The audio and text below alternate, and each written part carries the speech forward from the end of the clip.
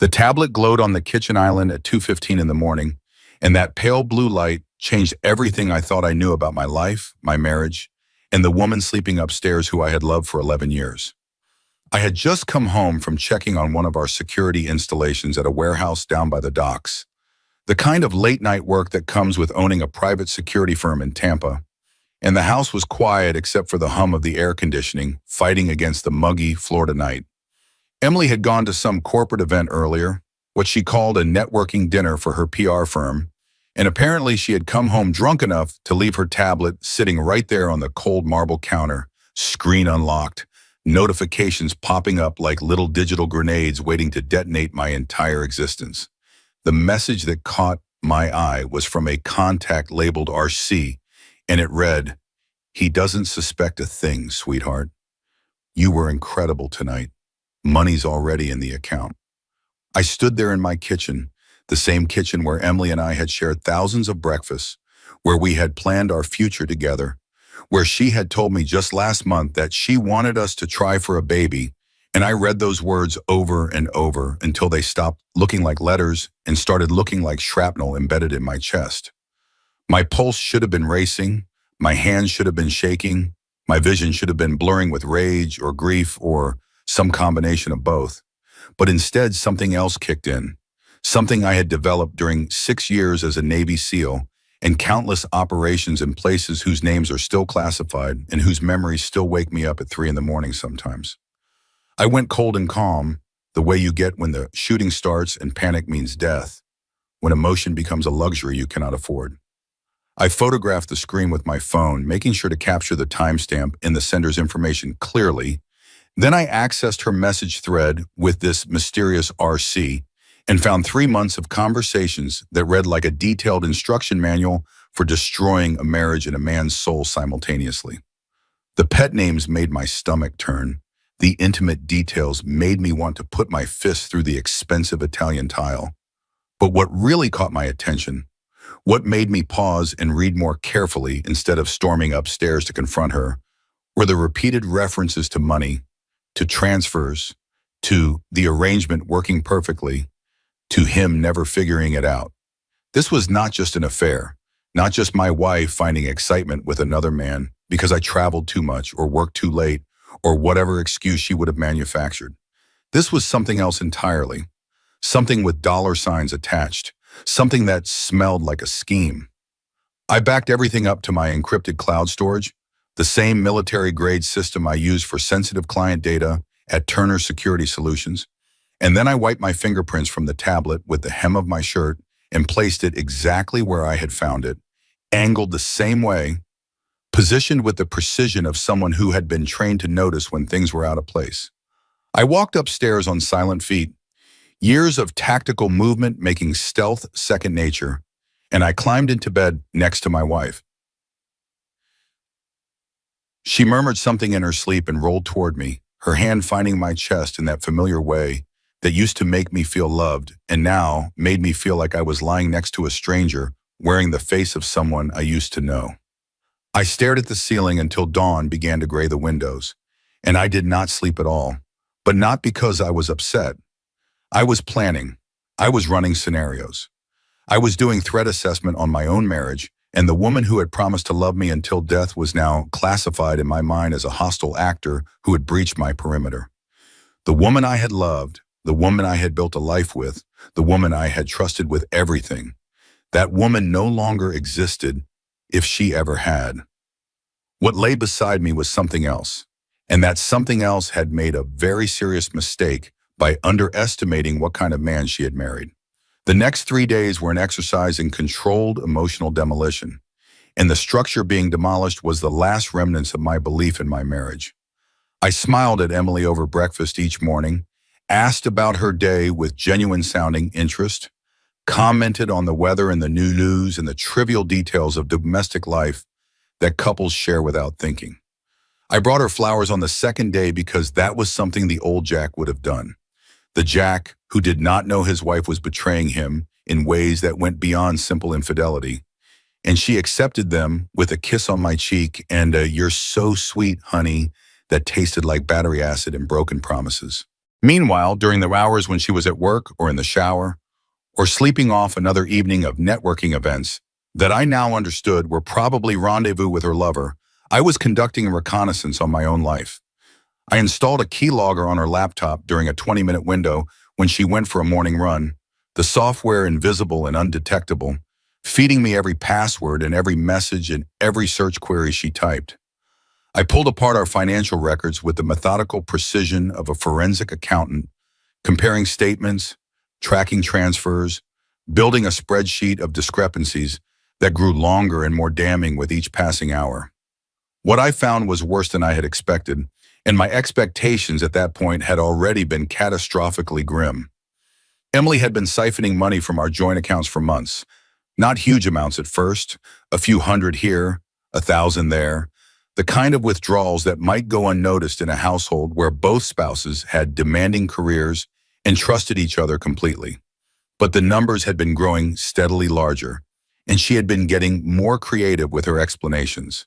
She was listing the withdrawals as consulting fees and professional development expenses, and routing them through companies I had never heard of, shell corporations with generic names like Coastal Advisory Group and Summit Business Solutions LLC, that existed only as entries in a database somewhere.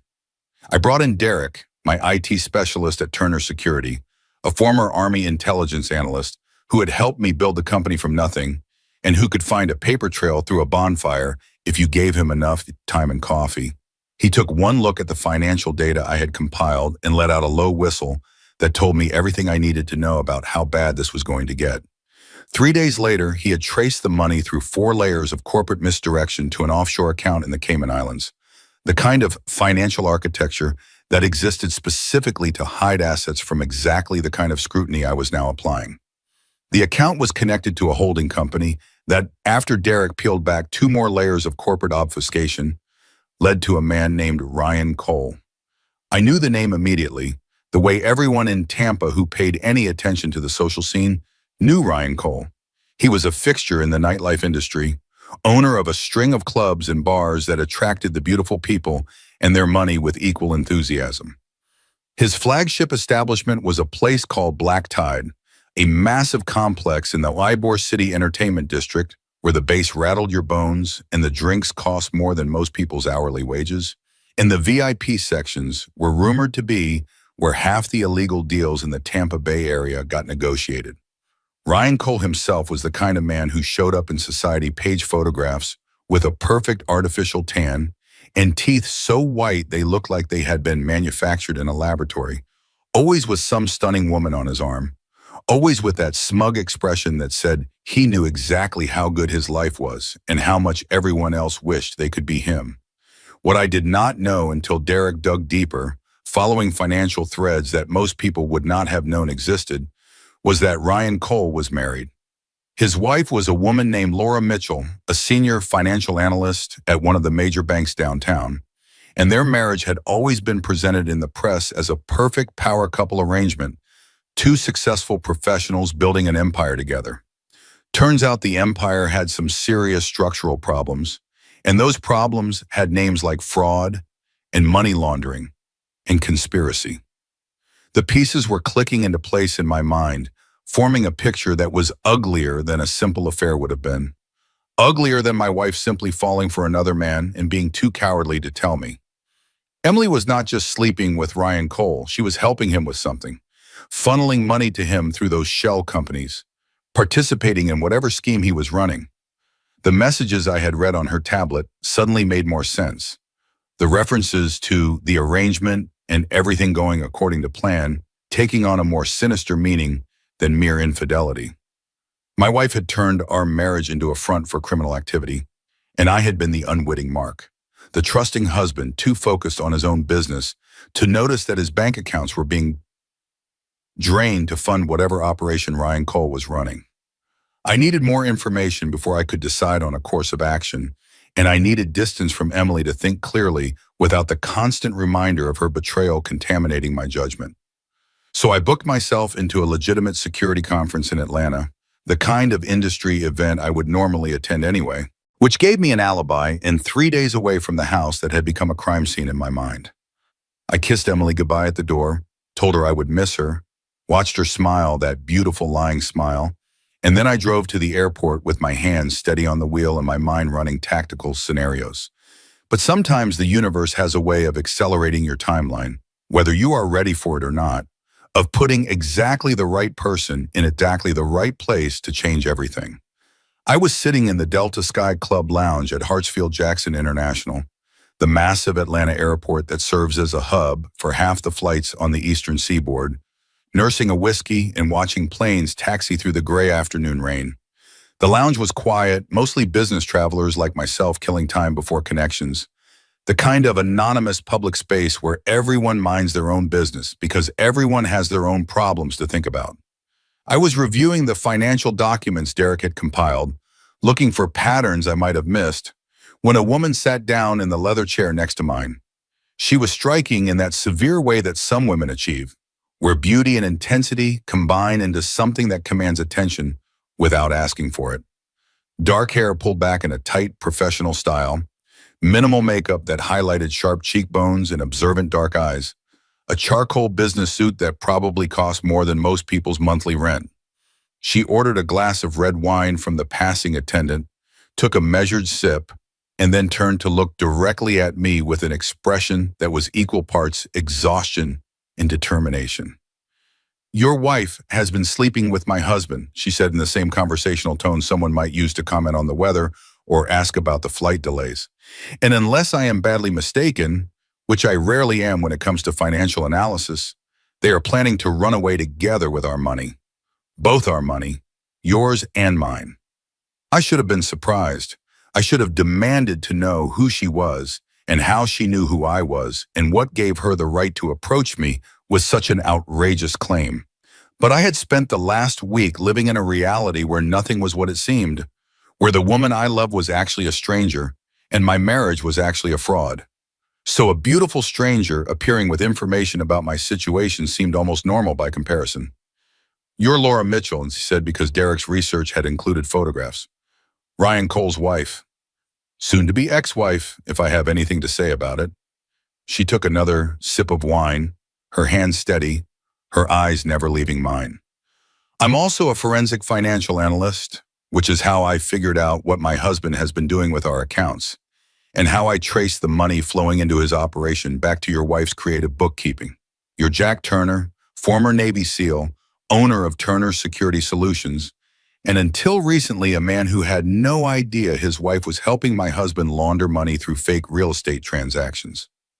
"How did you know I would be here?" I asked, genuinely curious about her methodology. She almost smiled, the expression flickering across her face like sunlight through clouds. "I analyze patterns for a living, Mr. Turner. Your company's conference registration is listed in the public program. Your airline reward status gives you access to this specific lounge. Your flight from Tampa landed 40 minutes ago, and your connection to Atlanta doesn't leave for another 2 hours.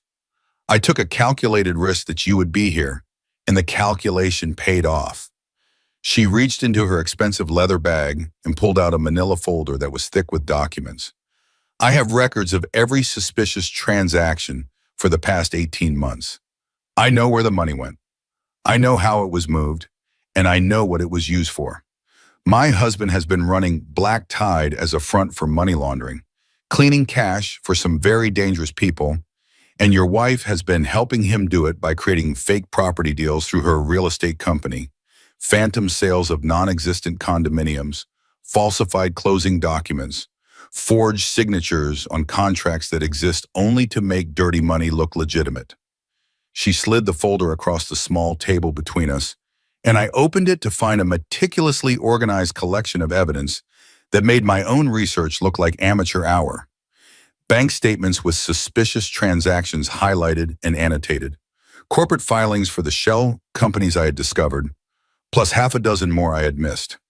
Screenshots of communication between Ryan and Emily that Laura had apparently obtained through methods she did not explain and I did not ask about. A timeline of the scheme's development that stretched back nearly 2 years, long before I had any inkling that something was wrong. "The question," Laura continued, her voice low and intense, "is what we are going to do about it. I did not come here looking for sympathy or a shoulder to cry on. I came here because you have resources I need, contacts in the security and law enforcement communities that could be useful, and because we have a common enemy, or rather, two common enemies who happen to be sharing a bed while they plot to destroy our lives. I closed the folder and met her eyes, and I saw something there that I recognized from my own reflection that morning.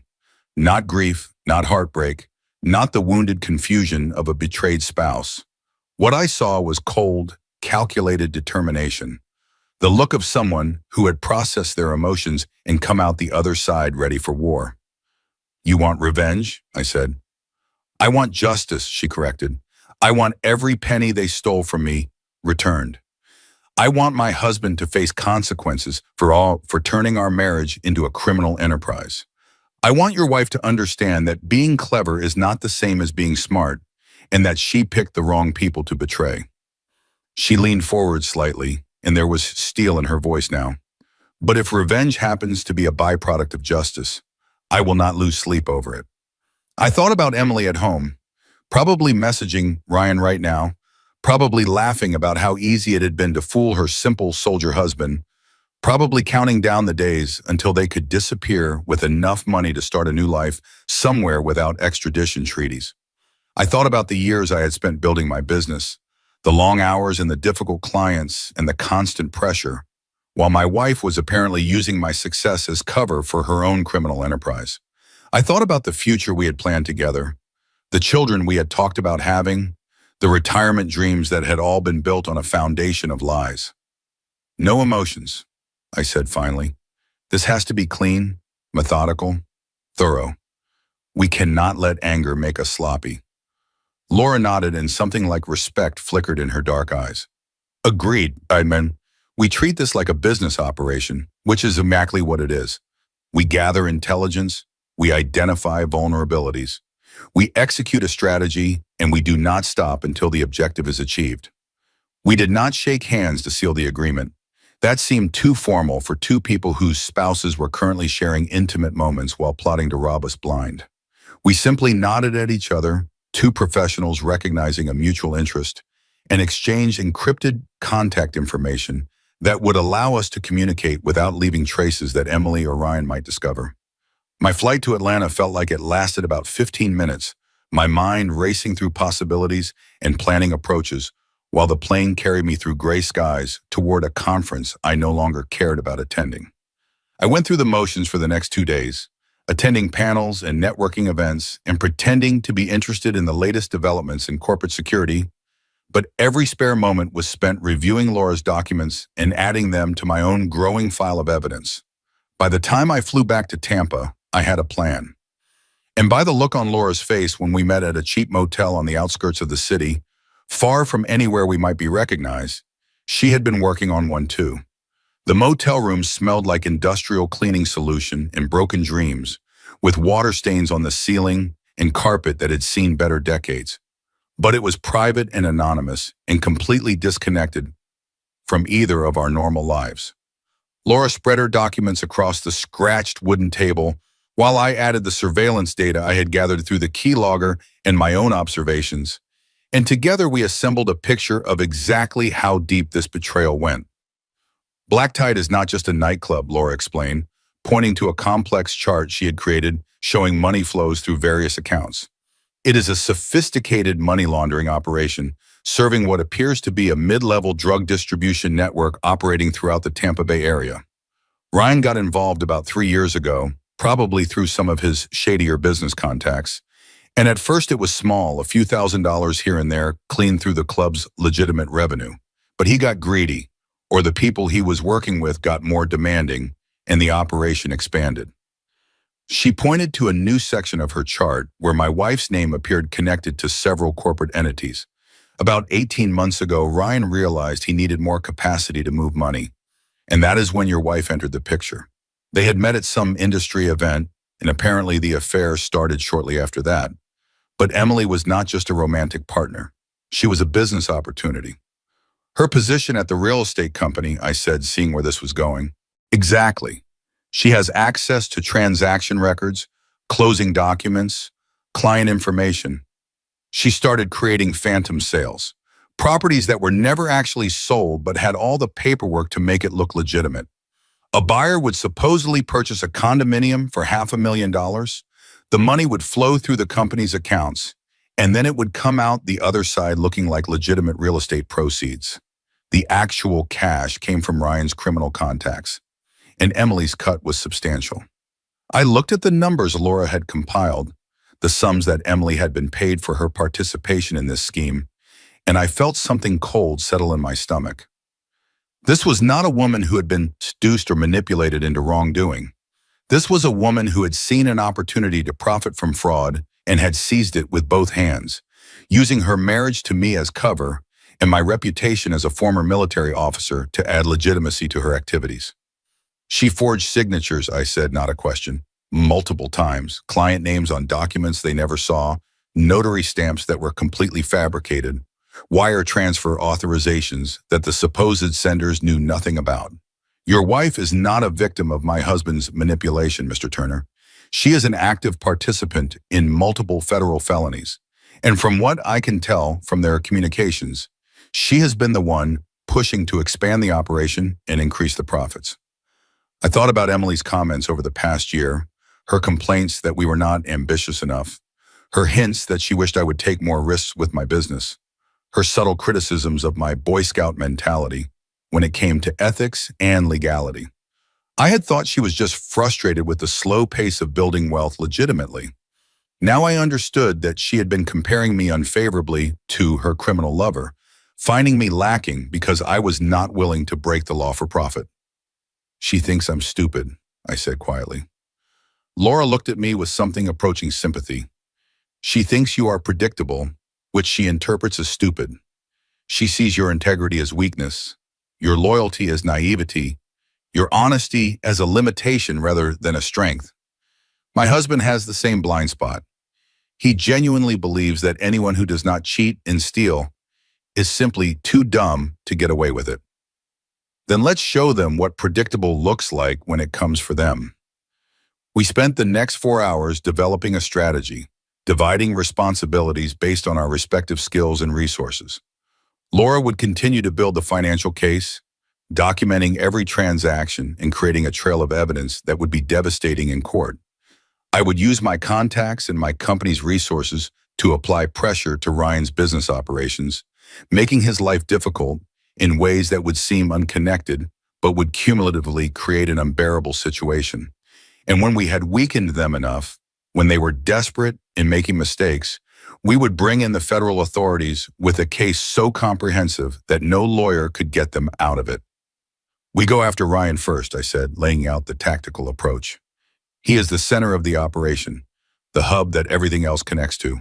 If we can destabilize his business, the pressure will transfer to Emily, and she will start making mistakes. She's smart, but she is not trained for high-pressure situations. She thinks she's the smartest person in any room because I do not talk much, and she interprets silence as stupidity, but keeping quiet is not the same as being slow. Laura nodded her agreement. The club is his primary revenue source, both legitimate and illegitimate.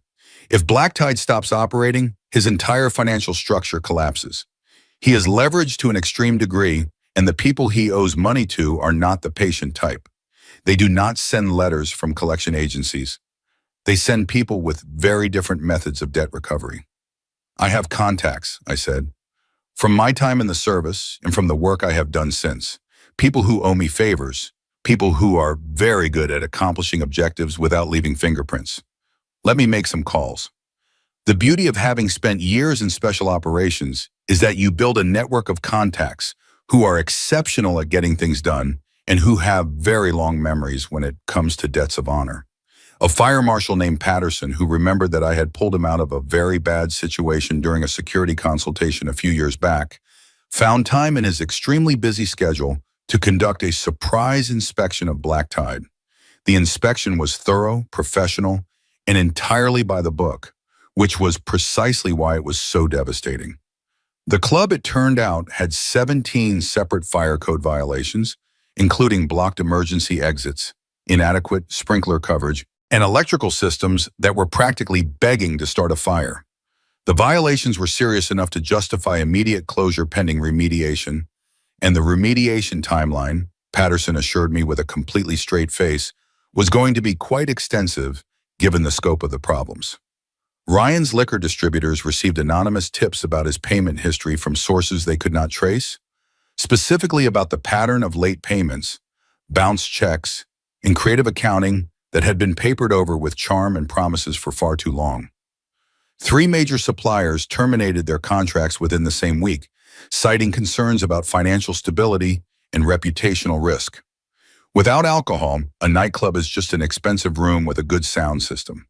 The club's security team, several of whom I had worked with professionally over the years and who had genuine respect for what I had accomplished in the service, decided independently and simultaneously that they had found better employment opportunities elsewhere. They submitted their resignations on the same day, leaving Ryan without the experienced personnel who had kept Black Tide running smoothly and kept the various illegal activities properly concealed from casual observation. Black Tide did not simply close. It hemorrhaged, bleeding out from multiple wounds, each one seemingly unconnected to the others, each one explainable as simple bad luck or business misfortune. But the cumulative effect was devastating, and within 2 weeks, the club that had been the crown jewel of Ryan Cole's empire was a dark building with a closure notice on the door and a growing pile of legal problems. Emily came home that first week wound tighter than a spring, her usual composure cracking under pressure. I could see but pretended not to notice. She snapped at me for leaving a glass in the sink, for not responding to a text message quickly enough, for existing in ways that suddenly seemed to irritate her beyond reason. I watched her pace through our beautiful cold house with its minimalist furniture and its panoramic windows and its complete absence of warmth. Watched her make phone calls in hushed tones when she thought I was not paying attention. Watched her drink more wine than usual and sleep less and jump every time her phone buzzed with a new notification. "Problems at work?" I asked over dinner one evening, my voice full of innocent concern, the devoted husband worried about his stressed wife.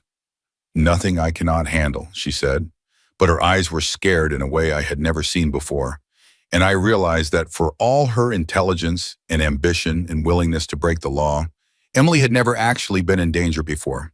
She had lived her entire life in the comfortable zone where consequences were theoretical, where laws were suggestions that applied to other people, where her beauty and charm and cleverness would always be enough to get her out of any situation.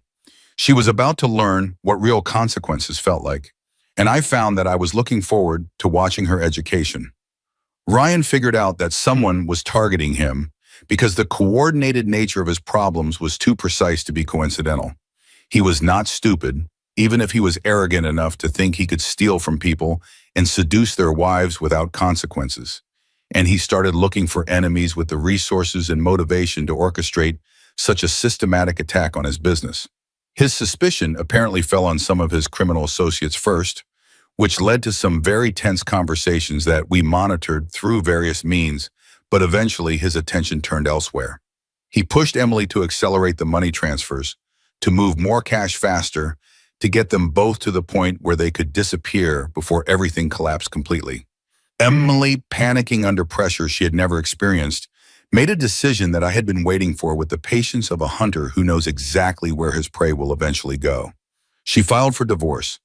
The papers arrived on a Thursday morning, delivered by a nervous-looking process server who clearly expected some kind of violent reaction, and was relieved when I simply signed for the documents with a neutral expression. The filing was aggressive, designed by an expensive attorney to inflict maximum damage. Claims of emotional abuse and controlling behavior. Demands for half of my business and immediate freezing of my accounts while the court sorted things out. Requests for exclusive possession of the house and temporary spousal support at a level that would have bankrupted most people. It was a preemptive strike designed to lock up my assets before I could protect them, to establish a narrative of victimhood that would make Emily seem sympathetic and me seem like the villain. It was also a confession of desperation, because you do not file for divorce this aggressively unless you know that something bad is coming and you want to grab as much as possible before it arrives. That night, around 2 a.m, someone threw a Molotov cocktail through the window of my company's equipment warehouse, on the industrial side of town.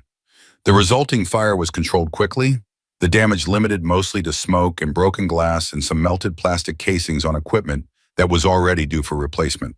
But the message was clear, delivered in the universal language of violence. Ryan Cole had decided that offense was better than defense, and he wanted me to know that he could reach out and touch me whenever he chose. I stood in the debris the next morning, breathing in the acrid smell of burned materials and melted rubber, surveying damage that would cost me time and money but would not break me. And I felt something that surprised me. Not fear, not anger, not even the cold calculation that had been my default setting since discovering Emily's betrayal. What I felt was satisfaction, because Ryan had just made a serious tactical error. He had escalated the conflict to a level where my response options expanded dramatically, and he had given me the justification I needed to bring in much heavier weapons. I pulled out my phone and called Laura. "It is time," I said. "Contact your friend at the FBI. Give them everything we have." The federal investigation into Ryan Cole for money laundering, fraud, and various other financial crimes would take months to fully develop and years to work through the court system. But the beauty of our approach was that we did not need the case to conclude for it to be effective. We just needed it to begin. The moment federal agents started asking questions, the moment subpoenas started flying, the moment Ryan's name appeared on any kind of official document related to criminal activity, his world would contract to a very small and very uncomfortable space. His criminal associates would distance themselves immediately because nobody wants to be connected to someone the FBI is actively investigating, especially people whose business activities do not bear close examination. His legitimate business contacts would evaporate for the same reason, because association with a suspected money launderer is poison for anyone who cares about their reputation. His legal options would narrow to hiring expensive attorneys and hoping for the best, while his illegal options would disappear entirely as the people who had used his services decided that he was now more of a liability than an asset. But before the federal machinery could grind into motion, before warrants could be issued and arrests made, I wanted one more thing. I wanted Emily to hang herself with her own words, on camera, in a way that would demolish any sympathy she might generate in divorce court and ensure that her carefully constructed narrative of victimhood would never survive contact with the evidence. I sent a message through my divorce attorney, proposing a settlement meeting. I was willing, my lawyer conveyed in carefully crafted language, to make Emily a very generous offer. A substantial cash payment, more than she was legally entitled to under any reasonable interpretation of community property law, in exchange for her walking away quietly with no claims on my business and no further drama. I framed the offer as exhaustion, as a desire to simply be done with the whole ugly situation, as a recognition that fighting would cost us both more than settling. I knew Emily's weaknesses, greed, arrogance, and contempt for me that she had apparently been nurturing for years. She would see my offer as confirmation of her belief that I was soft and stupid and easily manipulated. She would come to the meeting thinking she was dealing with a defeated man ready to pay whatever price was necessary for peace. She would let her guard down, confident in her superiority, and she would say things she should never say to someone she underestimated. We met in a private dining room at an upscale restaurant downtown, the kind of discreet space where wealthy people conducted the business they did not want others to observe. The room had dark wood paneling and soft lighting, and a door that closed firmly enough to give the illusion of privacy. Emily arrived looking perfect, as always, her blonde hair arranged just so, her makeup precise, her expensive outfit projecting exactly the image of a successful professional woman that she wanted the world to see. She had a voice recorder in her designer handbag, which I knew because Derek had intercepted her communications with her lawyer discussing exactly this strategy. She planned to get me on tape, admitting things that could be used against me, making statements that could be twisted into evidence of the abuse she had fabricated, saying anything that might strengthen her position in the divorce proceedings. What she did not know was that I had a camera hidden in the decorative button of my shirt and a wireless microphone concealed in my cufflink. Equipment so sophisticated it could have been military issue, because it essentially was. Derek had sources he declined to identify, and the technology they provided would capture everything that happened in that room in crystal clear detail. "I am glad we could talk like civilized adults," Emily said, as she settled into her chair across from me, her smile warm and confident, the smile of a woman who believed she had already won. "I know this has been difficult for both of us, but there is no reason we cannot end things amicably."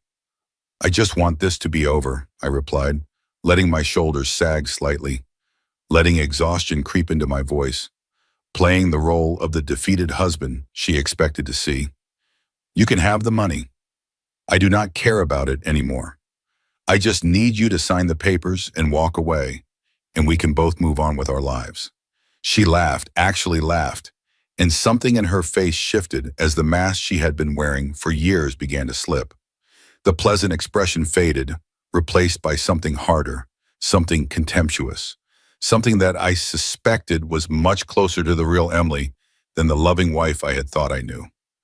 "You always were too soft, Jack, too trusting. I spent years watching you bumble around thinking everything was fine, thinking we had this perfect marriage, thinking I actually cared about your little security business and your boring friends and your pathetic middle-class dreams. And the whole time I was building something better."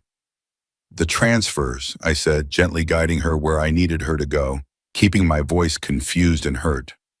"The consulting fees that were going out of our accounts, that was part of your plan?" She leaned back in her chair, enjoying herself now, enjoying the opportunity to finally tell me how clever she had been while I was too stupid to notice. "My plan, please. I have been running circles around you since we got married. You think those signatures on those property documents were legitimate? I have been forging names for a year and a half, signing deals that never existed, creating paperwork for sales that never happened. And nobody even looked twice because why would they suspect the perfect PR director with the decorated veteran husband?" She gestured expansively, warming to her subject, her contempt for me apparently too strong to contain any longer. "You know what your problem is, Jack? You follow rules. You play fair. You think honesty and hard work are enough to get ahead in this world, and that is why you will always be small. Ryan understands how the game actually works. Ryan understands that money goes to people who are willing to take it, not to people who wait politely for someone to hand it to them." "So the money from our accounts," I prompted, "that was going to Ryan?" "Of course it was going to Ryan. He needed capital. I had access to capital. And you were too busy playing soldier and running your little security guard company to notice that your wife was doing something significant with her life." She smiled, and it was not a nice smile. "The beauty of it was using your reputation, the honest military hero, the trustworthy business owner, married to me. It made everything I did look legitimate. You were the perfect cover, Jack, and you never even knew it." She leaned forward, her eyes bright with the excitement of finally being able to brag about her cleverness to someone, even if that someone was the victim of her schemes. "You are giving me this money because you are weak. You could fight, but you will not, because you do not have what it takes. Just like you did not have what it takes to keep me interested, to be the kind of man who matters. Ryan understands ambition. Ryan understands power. You understand following orders and protecting other people's things." I let her talk for another 15 minutes, asking occasional confused questions that prompted her to elaborate on exactly how she had manipulated documents, forged signatures, created phantom transactions, and helped Ryan launder money through fake real estate deals. She explained it all with the pride of someone who had pulled off something clever and finally had an audience to appreciate it, never once considering that her audience might be capturing every incriminating word for later use. When she finally wound down, satisfied with her performance, I stood up without signing anything and walked out of the room. Behind me, I heard her call my name in confusion, asking where I was going, demanding to know what was happening. But I did not turn around. There was nothing left to say to her. Emily had given me everything I needed, handed it over wrapped in a bow of her own arrogance, and now the only thing left was to let the consequences she had earned finally catch up with her. The recording went to my divorce attorney that same evening, with copies to the FBI agent Laura had been working with and to the State Bar Association for eventual action against Emily's lawyer, who had apparently been coaching her on how to destroy evidence. My wife had just confessed to multiple federal felonies on camera, while simultaneously attempting to record a conversation that would make me look bad. And the irony of her situation was so rich that I almost felt sorry for her. Almost. Hurricane season in Florida is not a metaphor or a figure of speech. It is a yearly reminder that human beings are small and temporary, and that nature will eventually collect on whatever debts we think we have avoided. The storm that rolled into Tampa Bay 3 weeks after my meeting with Emily was not the largest hurricane on record, but it was large enough to warrant evacuation orders for low-lying coastal areas, including the old Marina District, where Ryan Cole kept his 50-foot yacht, the boat he had probably planned to use for his escape when everything fell apart. Ryan had seen the writing on the wall by then, even if he could not read all the words clearly. His accounts were frozen pending federal investigation. His club was closed indefinitely.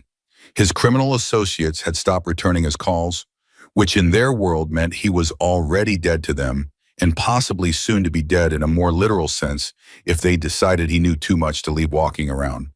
The FBI had made it clear through various intermediaries that they were building a comprehensive case against him, that cooperation might be his only path to a sentence measured in years rather than decades.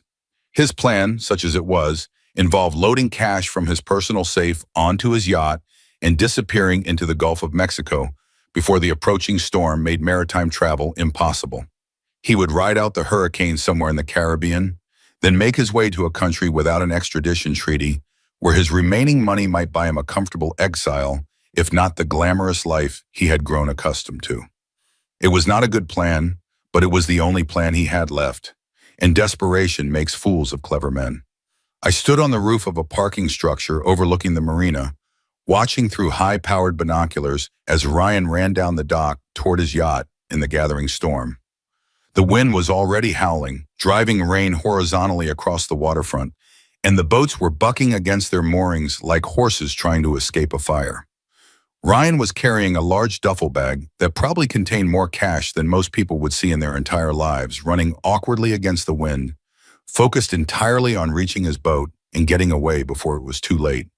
The FBI agents emerged from the surrounding buildings like ghosts materializing from the rain, dark windbreakers whipping in the gale, badges visible, weapons drawn and pointed with the casual competence of people who did this for a living. Ryan saw them and actually tried to run, actually thought he could sprint past trained federal agents and reach his boat and somehow motor out into a hurricane, which tells you something about how badly fear had compromised his judgment. A female agent took him down with a tackle that would have earned a standing ovation in any football stadium, driving him face first into the wet concrete of the dock. The duffel bag burst open on impact, scattering bundles of cash across the rain-slicked surface, bills fluttering away in the wind like green birds escaping a cage. The agents did not bother chasing the money. They had bigger concerns, like securing a suspect who was thrashing and screaming and trying to blame everyone except himself for his current situation. Even from my distance, even through the rain and wind, even with thunder rumbling across the bay, I could hear Ryan screaming as they forced his arms behind his back and clicked the handcuffs closed. "It was Emily!" he shrieked, his voice cracking with panic. "She planned everything. I can prove it. I have documents, recordings, everything. She manipulated me. She made me do it. I am the victim here." He sold her out in less than 30 seconds, without even being asked, without even waiting to talk to a lawyer, without any thought of loyalty or partnership or the romantic future they had supposedly been planning together. He threw Emily under the bus, backed over her, and then threw the bus into reverse for another pass, all before the agents had even finished reading him his rights. I watched them drag him toward a waiting federal vehicle, watched the remnants of his escape fund scatter across the dock and into the churning water, and I felt nothing but the cold satisfaction of an objective achieved. The storm was getting worse, the kind of weather that sensible people observed from indoors with a drink in hand. But I stayed on that rooftop for a few more minutes, letting the rain soak through my jacket, letting the wind tear at my clothes, feeling alive in a way I had not felt since discovering my wife's betrayal. Emily's arrest came the following morning after the hurricane had passed through and the sun emerged to illuminate the debris scattered across the city. She was giving a press conference, of all things, standing in front of a professional backdrop with her company's logo, talking about their newest luxury development and the investment opportunities it represented. She was wearing a cream-colored suit that probably cost more than most people's monthly salary. Her hair and makeup perfect, despite the chaos of the previous day's storm, projecting confidence and success in trustworthiness with every carefully chosen word. The federal marshals walked in about 5 minutes into her presentation, moving through the small crowd of journalists and investors with the unmistakable purpose of people on official business. Emily saw them coming, and I watched her expression cycle through confusion, then concern, then a flash of fear quickly suppressed, then the wild, desperate hope that they were there for someone else, anyone else, some mistake that would be cleared up in moments and allow her to return to her performance. When they put their hands on her arms and began reciting the familiar words about rights and silence and attorneys, when the cameras that were supposed to be capturing her professional triumph started capturing her professional destruction. Instead, she looked out into the crowd with the expression of someone whose world had just ended without warning. I was standing in the back of the room next to Laura, and Emily found us immediately. Her perfectly composed face twisted into something ugly, something raw and desperate that I had never seen before. All pretense of civilization and sophistication stripped away by the panic of finally facing consequences she had never truly believed would catch up with her. "Jack!" she screamed as the marshals guided her toward the door, her heels catching on the carpet, her designer bag dropping from her shoulder. "Jack, you have to help me. This is all a mistake. A terrible mistake. I was going to tell you everything, I swear. I can explain if you just give me a chance. Please, Jack, I love you. You have to believe me." I turned and walked out the side exit, Laura beside me, neither of us speaking. There was nothing to see, no response to make, no acknowledgement to give. Emily had made her choices, every single one of them, with full knowledge of what she was doing and who she was hurting. She had looked at our marriage and decided it was worth less than money, worth less than excitement, worth less than the thrill of believing she was smarter than everyone around her. Now she was going to live with the consequences of those choices in a federal correctional facility for a very long time. The trial was faster than I had expected, mainly because Emily's recorded confession made the prosecution's case almost embarrassingly easy to prove. Her lawyer tried various defenses, claiming coercion, claiming diminished capacity, claiming that she was a victim of Ryan's manipulation. But the video of her bragging about her crimes while mocking her husband's intelligence did not play well with the jury. Neither did Ryan's testimony, delivered in exchange for a marginally reduced sentence, in which he described in detail how Emily had approached him with the money laundering scheme, how she had been the driving force behind expanding the operation, how she had consistently pushed for more ambitious frauds even when he had expressed concerns about getting caught. Ryan received 14 years, which his lawyer called excessive and the prosecutor called appropriate, given the scope of his crimes.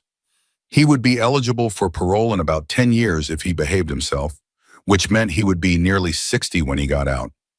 His looks gone, his money gone, his reputation destroyed beyond any possibility of recovery.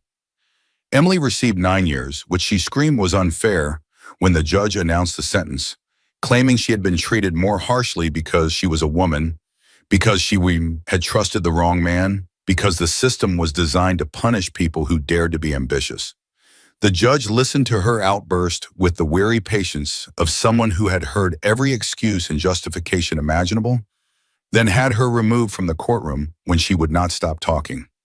I attended both sentencing hearings, sitting in the back row, watching the people who had betrayed me finally face accountability.